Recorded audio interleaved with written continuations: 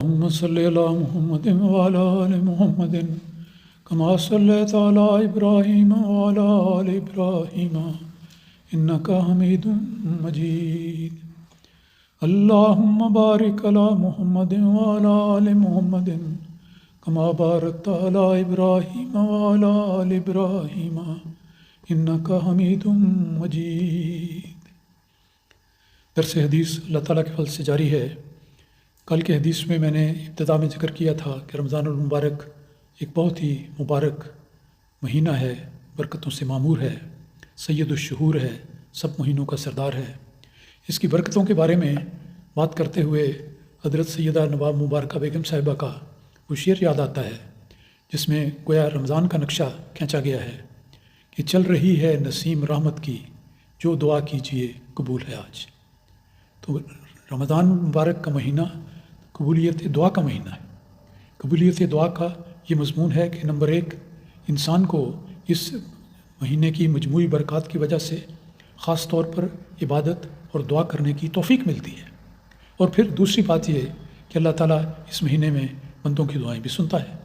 جتنا اضطراب، جتنی بے چینی کسی انسان کے دل میں ہوگی، اسی قدر اللہ تعالیٰ بھی آگے بڑھ کر اپنے فرمانبردار بندے کی دعائیں قبول کرتا ہے. تو یہ نظارہ نظر آتا ہے کہ چل رہی ہے نسیم رحمت کی، جو دعا کیجئے قبول ہے آج. یہ رمضان کے مہینے کی بات ہے. ہمیں بھی کوشش کرنی چاہیے کہ ہم یہ کیفیت اپنے دل میں تازہ رکھیں، یاد رکھیں کہ یہ قبولیت دعا کا مہینہ ہے. اس میں دعاؤں کی طرف بہت زیادہ توجہ دی جائے. حضور ایدہ اللہ تعالیٰ بنصر عزیز رمضان کے مہینے میں ویسے بھی ہمیشہ حضور کا طریق ہے، ہر موقع پر مناسب حال طریق میں دعا کی طرف توجہ دلاتے ہیں. رمضان کے مہینے میں خاص طور پر توجہ دلائی جاتی ہے.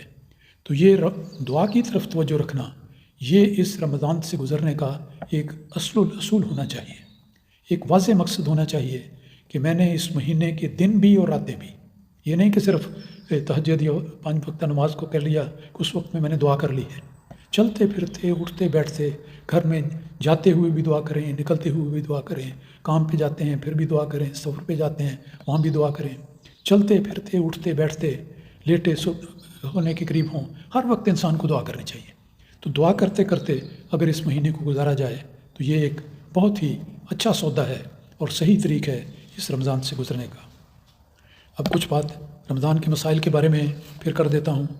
بعض اوقات لوگ، جیسا ذکر کیا گیا تھا کہ سورج کے ڈوبنے کے وقت میں شک و شبہ بعض اوقات کرتے ہیں کہ ڈوبا ہے کہ نہیں ڈوبا. آج کل تو گھڑیاں ہیں، سہولت ہے، لیکن پہلے زمانے میں اسی طرح ہوتا تھا. کوئی کہتا تھا کہ ڈوب گیا، کوئی کہتا تھا کہ نہیں ڈوب گیا. تو یہ تردد نہیں کرنا چاہیے. اور آج کل کے زمانے میں تو اس کا کوئی بھی جواز نہیں. وقت مقرر ہے، جب وقت ہو جائے تو فوری طور پر افطار کرنا چاہیے. اور اصول یہ یاد رکھنا چاہیے کہ نہ روزہ شروع کرنے میں نہ ختم کرنے میں بھلائی اور نیکی اور ثواب اللہ تعالیٰ کی اطاعت میں ہے. جب اللہ تعالیٰ نے یہ حکم دے دیا اور رسول پاک صلی اللہ علیہ وسلم نے دیکھیں کس طرح واضح الفاظ میں اس کی نصیحت کی ہے کہ جب رات ادھر سے آ جائے اور دن ادھر سے رخ موڑ کر چلا جائے اور سورج ڈوب جائے تو فوری طور پر روزے کو افطار کر لینا چاہیے. تو اسی مضمون کو بڑی عمدگی کے ساتھ بیان کیا گیا کہ بحث میں پڑھنے کی ضرورت نہیں. سچے دل کے ساتھ، انسان سادگی کے ساتھ اور اللہ تعالیٰ کے حضور خاکساری کے ساتھ یہ طریقہ اختیار کرے کہ سچے دل کے ساتھ روزہ رکھے اور سچے دل کے ساتھ افطار کرے. ایک اور حدیث اس سلسلے میں بڑی یاد رکھنے کے لائق ہے. کبھی کبھی اس کا موقع بن جاتا ہے کہ روزہ رکھا ہو، رمضان کا مہینہ جاری ہو، تو کوئی انسان آپ کے سامنے غلطی سے کھانا شروع کر دے. دھیان نہیں رہتا، ہر روز کھانے کا طریق تو ہے ہی، سارا دن لوگ کھاتے پیتے رہتے ہیں، کچھ کھاتا ہے کچھ پیتا ہے. تو اگر رمضان کے مہینے میں کوئی انسان جو روزہ رکھنے والا ہے اپنی انسانی کمزوری کی وجہ سے، بھول کی وجہ سے کھانے لگے تو پھر کیا کرنا چاہیے؟ کیا اسے بتا دینا چاہیے یا نہیں بتا دینا چاہیے؟ آئیے رسول پاک صلی اللہ علیہ وسلم کی حدیث کو دیکھتے ہیں جس میں رسول پاک صلی اللہ علیہ وسلم نے فرمایا کہ لوگ ہمیشہ بھلائی میں رہیں گے جب تک کہ وہ افطار میں جلدی کریں گے. ایک پوائنٹ. اور دوسرا فرمایا کہ رسول پاک صلی اللہ علیہ وسلم نے کہ جب تم میں سے کوئی بھول کر کوئی چیز کھا لے یا پی لے تو اس کو چاہیے کہ وہ اپنے روزے کو پورا کرے. غلطی ہو گئی تو اس انسان کو پہلے مخاطب کیا گیا کہ تم اب یہ نہ سمجھو کہ چونکہ میرے منہ میں لقمہ چلا گیا ہے، میرا روزہ ٹوٹ گیا ہے، ختم ہو گیا ہے، تو چلو اب میں باقی دن کھاتا پیتا رہوں، بلکہ وہ اس کو سمجھے کہ یہ ایک نسیان کی بات ہے، بھول کی بات ہے، اور اللہ تعالیٰ اس کو معاف کر دیتا ہے۔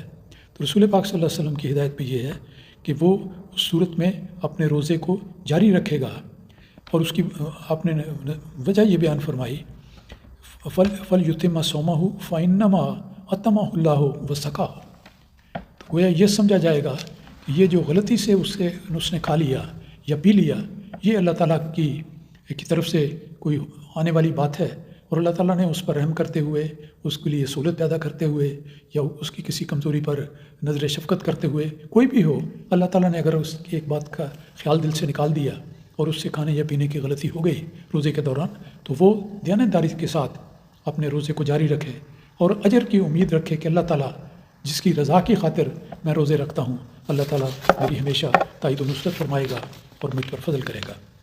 اسی طرح اور بہت سارے معاملات ہیں۔ اس میں یہ ہے کہ اگر شروع سے دن کو دیکھیں تو سب سے پہلے، جیسا پہلے میں ذکر کر چکا ہوں ایک درس میں، کہ تہجد سے دن کا آغاز ہوتا ہے۔ تہجد پڑھنی چاہیے، اور تہجد بڑے اہتمام سے پڑھیں، مرد بھی، عورتیں بھی، بچوں کو بھی تحریک کی جائے۔ اور تہجد کا مطلب یہ ہے کہ ایسے وقت میں جس وقت بظاہر انسان کو اٹھنا مشکل لگتا ہے، لیکن اللہ تعالیٰ کی رضا کی خاطر وہ اٹھے، اپنے آرام کو قربان کرے۔ اور اللہ تعالیٰ نے فرمایا کہ وہ لوگ کتنے پیارے ہیں کہ یہ تتجافا جنوبہم عن المضاجع، کہ ان کی کمر اپنے بستر سے اٹھ جاتی ہے اللہ کے ذکر کی خاطر، اور اللہ کے دربار میں کھڑے ہو جاتے ہیں۔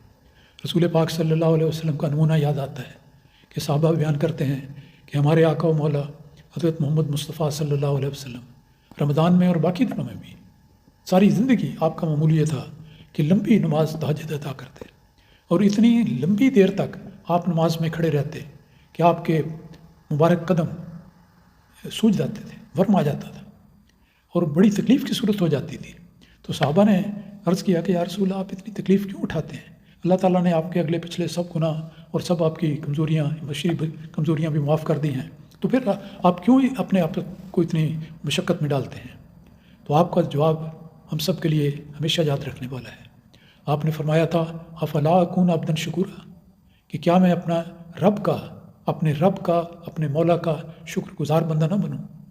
تو پتہ یہ لگا کہ نماز کی ادائیگی اللہ تعالیٰ کے نعمتوں کے شکرانے میں ہے، اور اللہ تعالیٰ کا شاکر بننے کے لیے انسان کو ایک دروازہ عطا کیا گیا ہے کہ تم نماز ادا کرو، اللہ تعالیٰ کے حضور سجدے کرو، رکوع کرو اور عبادت کرو اور دعا کرو۔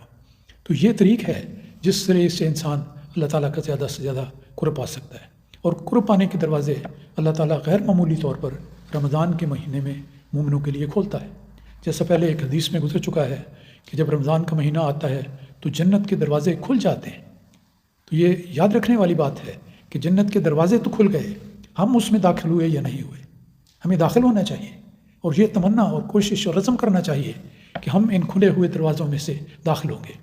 وگرنہ اگر ایک خزانے کا دروازہ کھلے اور آپ اس میں سے کوئی بھی حصہ نہ لیں اور آگے چلے جائیں، تو آپ کو کیا فائدہ ہوا خزانے کا دروازہ کھلا یا نہ کھلا؟ تو اس لحاظ سے ان اوقات سے، ان دنوں سے جو بڑے ہی باعث رحمت ہیں، اس کو غنیمت سمجھتے ہوئے پوری ہمت اور استقلال کے ساتھ اس سے فائدہ اٹھانا چاہیے۔ جو نیکی بتائیں، ہر ایک مسیح موعود علیہ السلام کا ایک فقرہ میرے ذہن میں فوراً آیا ہے جو میں بیان کر دیتا ہوں۔ آپ نے فرمایا ہر ایک راہ نیکی کی اختیار کرو، نہ معلوم تم کس راہ سے قبول کیے جاؤ۔ ایسا سنہری فکرہ ہے کہ ہم سب کو اپنے دل پر نقش کر لینا چاہیے۔ رمضان ایک ایسا موسم ہے جس میں نیکیوں کی غیر معمولی توفیق ملتی ہے اور ملنی چاہیے اور حاصل کرنی چاہیے، اور اس فکرے کو میں دوبارہ دہرا دیتا ہوں اور اسی پر درس کو ختم کروں گا کہ آپ فرماتے ہیں ہر ایک راہ نیکی کی اختیار کرو، نہ معلوم تم کس راہ سے قبول کیے جاؤ۔ اللہ تعالیٰ ہمیں یہ فکرہ، یہ نصیحت ہمیشہ یاد رکھنے اور اس پر عمل کرنے کی توفیق عطا فرمائے۔ اللہم صلی اللہ